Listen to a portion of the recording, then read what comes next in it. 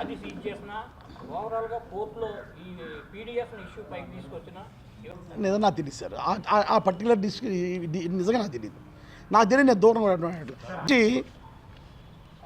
6 నెలల నుంచి కాకినాడలో ఏదో రైస్ వెళ్ళిపోతుందని చాలా పెద్ద పెద్ద స్టోరీలు అల్లేసి చాలా పెద్ద ఎత్తున ప్రచారాలు చేసేసి దాని వెనకాల ద్వారంపూడి కుటుంబం ఉందని అనేసి చాలా రకాలుగా మనం పబ్లిసిటీ చూస్తున్నాం.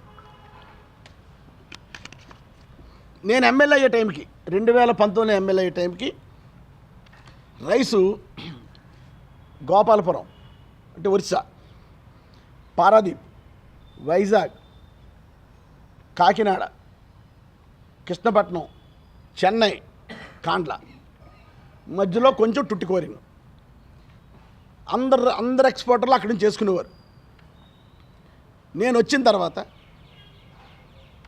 రైస్ని అంటే ఆల్మోస్ట్ ఆల్ 98% ఇండియాలో ప్రొడ్యూస్ అయ్యే రైస్లో 98% రైస్ కాకినాడ ఎక్స్పోర్ట్ అయ్యేలా చేశాను.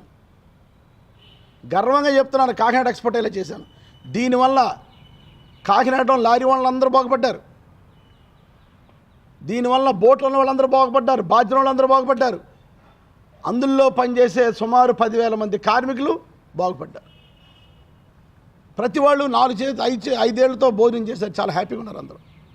ఒక్క ఉదాహరణ చెప్తాను. జస్ట్ లాస్ట్ ఇయర్ ఈ జనవరిలో హెచ్ఎంఎస్ అనే సంస్థ, ఆ సంస్థలో ఎక్కువ అందరూ కూడా మీ కమిటీ వాళ్ళు అంటే మత్స్యకార కమిటీ వాళ్ళే ఎక్కువ మంది అందులో సభ్యులు. సుమారు దగ్గర 1,500 మంది 1,600 సభ్యులు. పోయిన సంవత్సరం ఇదే జనవరి పండగకి వచ్చేస్తుంది, ఇంకొక 15 రోజులు జనవరి మన పండుగ వస్తుంది. ఇదే పండగకి పోయిన సంవత్సరం సుమారు 4 కోట్ల రూపాయలు బోనస్ పంచుకున్నారండి.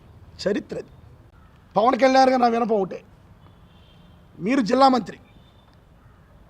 జిల్లా మంత్రిగా ఉన్నారు, మన కాకినాడ జిల్లాలో మంత్రిగా ఉన్నారు.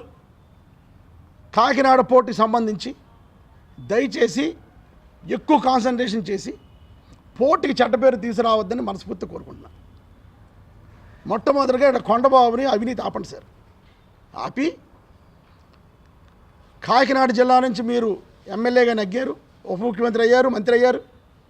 మన కాకినాడ పోర్టు, కాకినాడ జిల్లాలో ఉండే కాకినాడ పోర్టు బాగుండేలా మీరు ప్రయత్నం చేయాలని, ఎక్స్పోర్టర్లు ఎవరు కూడా ఇక్కడి నుంచి వెళ్ళిపోకుండా కాకినాడ నుంచి వెళ్ళాలని, కాకినాడ నుంచి ఎక్స్పోర్ట్ అవ్వాలని. దీనివల్ల చాలామంది కార్మికులు ఇప్పుడు ఇబ్బంది పడుతున్నారు, చాలామంది ఇబ్బంది పడుతున్నారు. దీనివల్ల చాలామంది కార్మికుల జీవితాలు మీరు బాగు చేయాలని పవన్ కళ్యాణ్ నేను విన్నవించుకుంటూ, కొండబాబు యొక్క అవినీతి ఈరోజు జిల్లా మంత్రి కాబట్టి మీకు చెప్పాల్సి వస్తుంది. మీకు ఇన్ఛార్జ్ మంత్రి నారాయణ గారికి నా విన్నపం ఒకటే, కాకినాడలో ఎప్పుడు లేదు నెంబర్లాట. ఈరోజు నెంబర్లాట 2 చోట్ల జరుగుతుంది. మొన్న ఎవరో టీవీ కూడా ఇంటర్వ్యూ ఇచ్చుంటారు అక్కడ ఆడవాళ్ళందరూ కూడా, ఏదో నా దగ్గర ఫోటోలతో సహా చూపిస్తారు. అవి నెంబర్లాట ఎవరికండి, మీకైనా మీ సాగర్ మీకు ఇంటర్వ్యూ ఇచ్చుంటారు ఆడవాళ్ళందరూ కూడా. దారుణం, గంటకి నెంబర్లు వస్తాయంట. ఎప్పుడు లేదు. వాళ్ళు నెలకి 50 లక్షలు, ఒకడు 50 లక్షలు ఇస్తున్నాడు అంటే ఇద్దరు కదా ₹1,00,000. ₹1,00,000 ఎందుకే బాబు నీకు ఈ జీవితం, ఎందుకు ఈ జీవితం నీకు? దయచేసి పవన్ కళ్యాణ్ గారు కాకినాడలో ఉన్న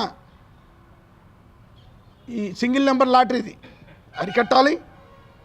కొండబాబు గారు ప్రతి నెల బారుల దగ్గర తీసుకుంటున్నాడు డబ్బులు, అవి అరికట్టాలి. రేషన్ డీలర్స్ దగ్గర ప్రతి నెల 5 లక్షలు తీసుకుంటాడు, అది అరికట్టాలి. అదేవిధంగా పోర్ట్లో ఉన్న పెట్రోల్ బంకుల దగ్గర యానం నుంచి వాళ్ళు తెచ్చుకొని అమ్ముకోవడానికి పర్మిషన్ ఇస్తూ నెల డబ్బులు తీసుకున్నాడు, అది అరికట్టాలి.